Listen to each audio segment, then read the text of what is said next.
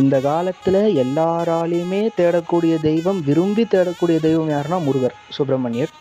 அதுலேயும் என் மனசுல பட்டவர் திருப்போரூர் சுப்பிரமணியர். திருப்போரூர்ல இருக்கக்கூடிய சுவாமி, அவருக்கு கந்த சுவாமி அப்படின்னு பேரு. இந்த திருப்போரூர் கந்த சுவாமியை பத்தி கந்த சஷ்டி கவசத்துல வருது, சமரா புரிவாள் சண்முகத்தரசே. சமராபுரின்னு அந்த திருப்போரூருக்கு பேரான். அந்த இடத்துல இருக்கிறவர் சண்முகர், கந்தசுவாமி அப்படின்ற மாதிரி. இந்த முருகனை பிடிச்சுண்டாலே போகிறோம், இந்த கலிகாலத்தில் அழகாக நம்ம வாழ்க்கையை நடத்திடலாம்.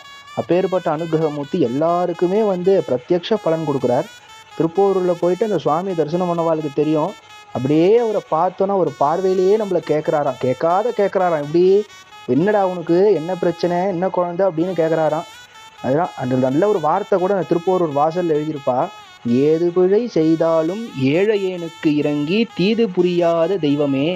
நான் எந்த தப்பு பண்ணியிருந்தாலும் இந்த ஏழையை மன்னிச்சுண்டு எனக்கு நீ கெட்டது பண்ணாத எனக்கு அனுகிரகம் பண்ணுறவர் நீ அப்படின்ற மாதிரி ரொம்ப ஒசத்தி இந்த முருகர்.